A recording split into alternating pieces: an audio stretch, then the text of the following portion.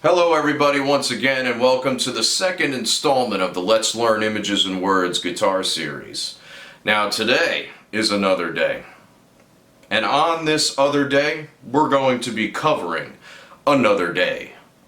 All of the guitars and the entire song. Now this song is a bit of a departure from Pull Me Under. Now we had everything from sparkling, clean, ethereal guitar sounds to, straight up nice heavy, groovy type of metal, even some speedboat metal. That's a genre that nobody touches really, except Dream Theater in the early 90s. Now, Another Day has some more sexy passages. We have a sax solo in here, but yeah, we're not going to be doing that because this is a guitar video. If you're looking for saxophone, I don't know, go to Saxophone Joe or something. He'll help you out with that. Anyway, so let's check out what we're working with here. It's Another Day by Dream Theater, acoustic guitar, electric guitar, guitar solos.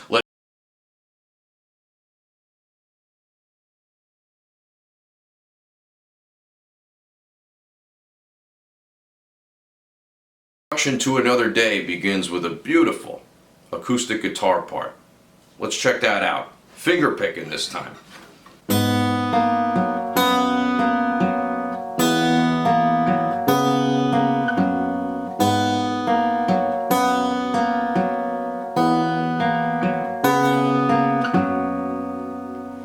So right off the bat, not very complicated. Not complicated at all, actually. The most complicated part are the moving bass notes that happen underneath.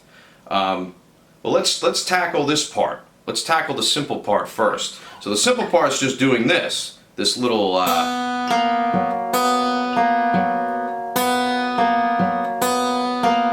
right, so it's just the notes B, A sharp, and F sharp, right? Just those three notes on top of a bed of moving bass notes. So basically what's happening is you have this sort of like, depending on how you look at it, you could see this as a B major 7, you can see it as an F sharp with an 11th. Depending on what the bass note is, that makes the quality. Okay, so the quality is determined by what the bass note is doing.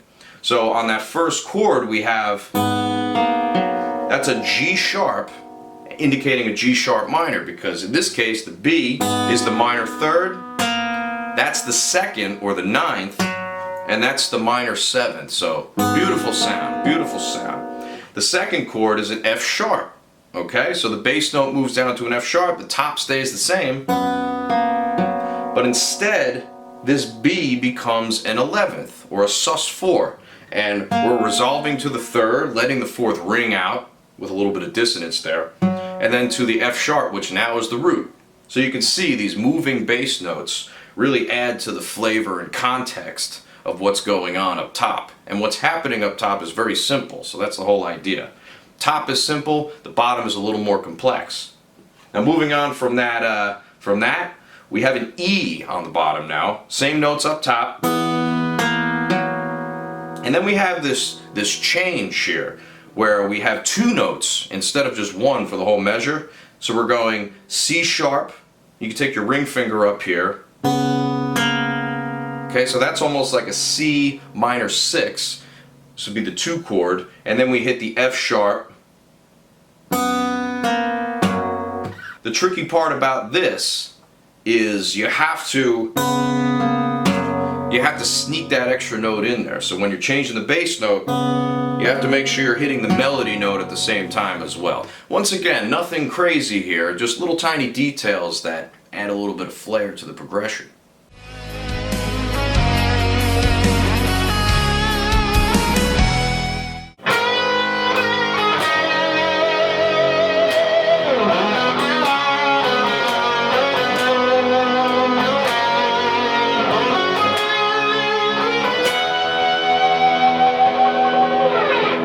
So moving into the second part of that introduction, we have 2 guitar parts.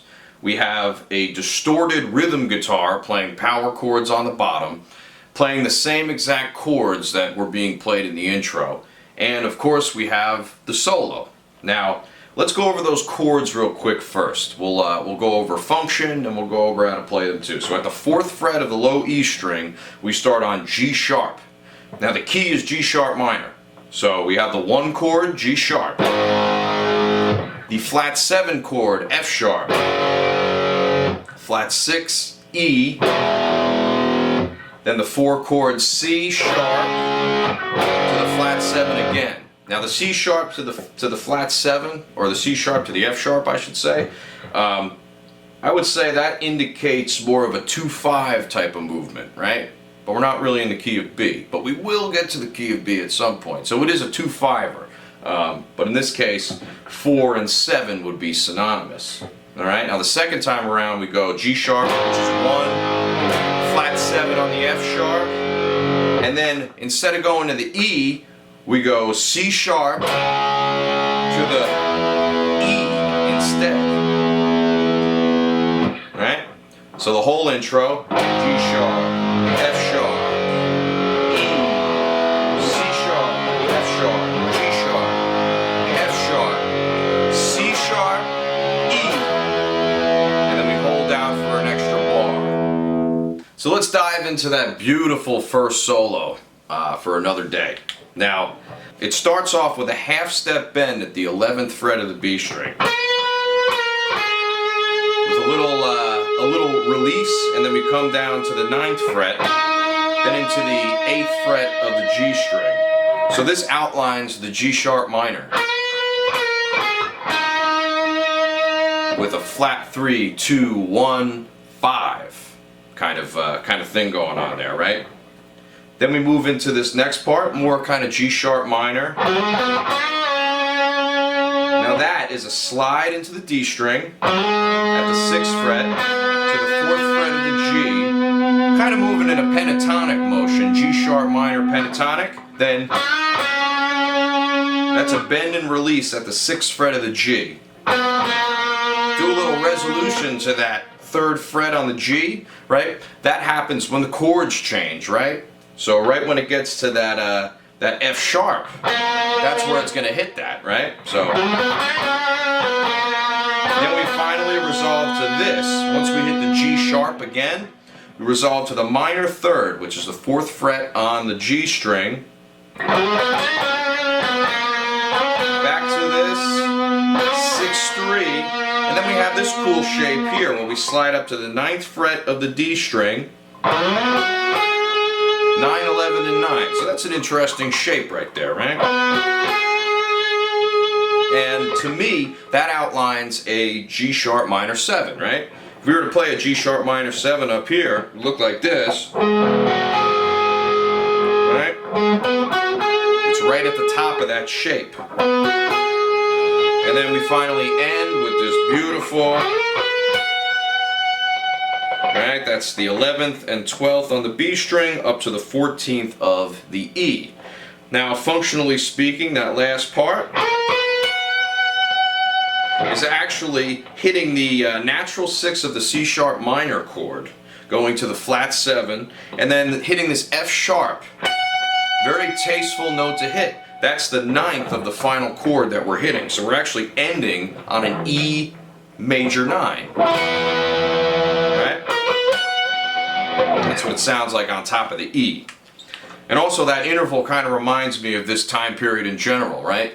The 80s, early 90s, you know that song, Who Could It Be Now? Right? Kind of reminds me of that. So with verse 1 of this song, we get a little bit of a break because it's just the acoustic piano performed by Kevin Murr. That's happening right at the beginning for that first part. So we come in the second time around, okay? And we come in with a series of volume swells, right? So we start here at the 4th fret of the G, right? And we swell. Now there's 2 ways we can volume swell. You can either use a pedal, which John Petrucci is definitely using, or, if you don't have a pedal and, you can't afford one or something, you use your volume knob. That's what you gotta do, just roll up on your volume knob. So we're going to the 4th fret of the G like this.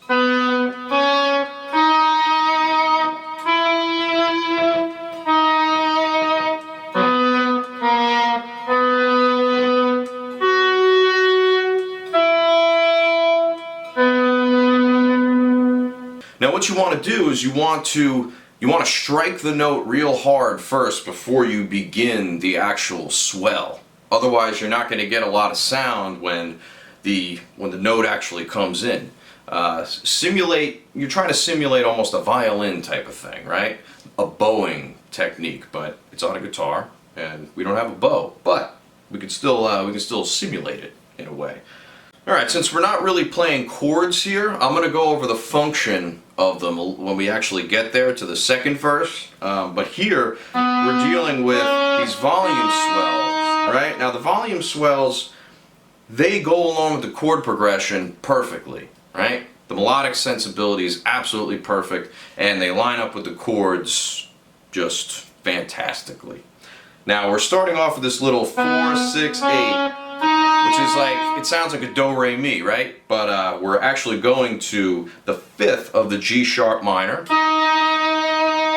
And then here, to the root of the next chord, back to the, well, this is kind of like, more like a major 7 now.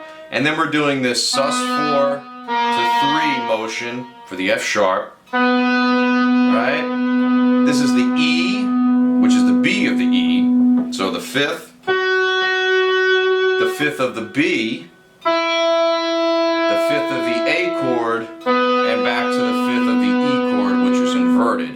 This will make a lot more sense when we come around to the second verse. But understand that all of these notes are melodically going with the chords. I try to stress that a lot. You know, you can have like a million notes going on top, but to have notes moving slowly and methodically through the chord progression is really what I think makes music so wonderful to listen to.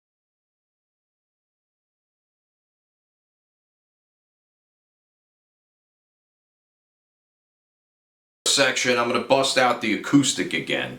I'm pretty sure there's a combination of acoustic guitar and the clean, glassy electric tone that John Petrucci gets as well.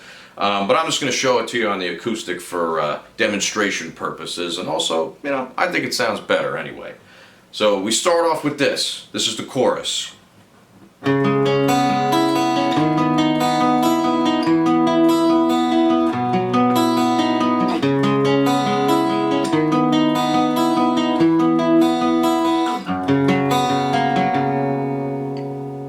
Okay, so we have two different endings that are happening here. We're starting off with a C sharp minor 7 shape and plucking through as indicated on the tab.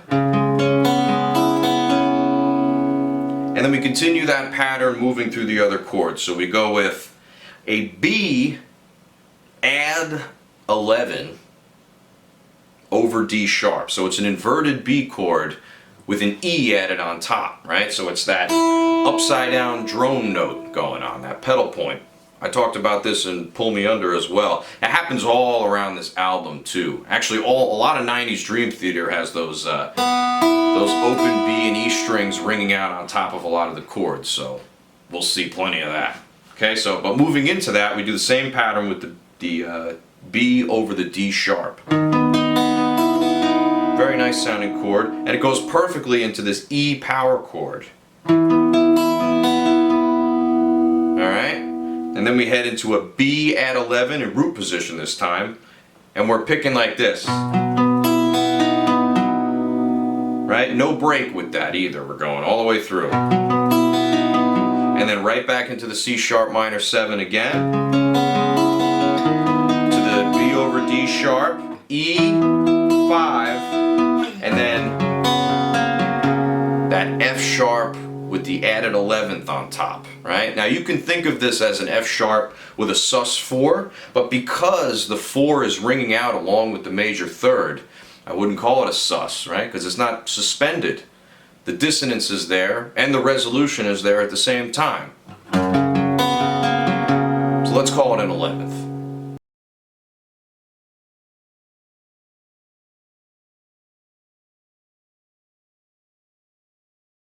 We're going to check out some of the chord voicings, and we're going to look at the chord progression in general in a theoretical sense. All right, so let's take a look at what we got going on here.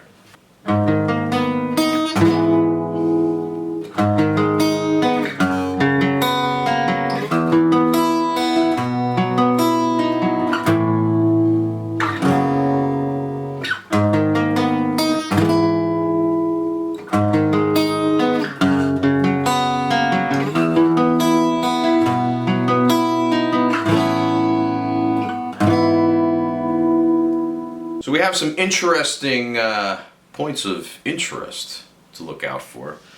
So let's take a look at our first chord. It's a G sharp minor add 9. Very stretchy chord, as you can tell by my hand formation. So we're going like this. So it's a bar chord. We have our first finger barred across the 4th fret, our middle finger on the 6th fret as such, and our pinky on the 8th. So that creates that root, 5th, 9, and then minor 3rd. So with that nice dissonance in between right there, right? Beautiful chord. Now of course, your thumb better be there, okay? Not up here like those old folk dudes, right? Not like Willie Nelson plays, right? We're playing like we're in the 90s now, all right? We've evolved. So we're going like this. Look at where the thumb is, okay? Nice firm grip going on there. So in order to get that G sharp minor add 9. Now immediately following that, we have another chord of interest. We're going like this. That is an E chord, right? It's an E chord over a G sharp, so it's an inverted E chord, right? Of course, still requiring a bar on the 4th fret.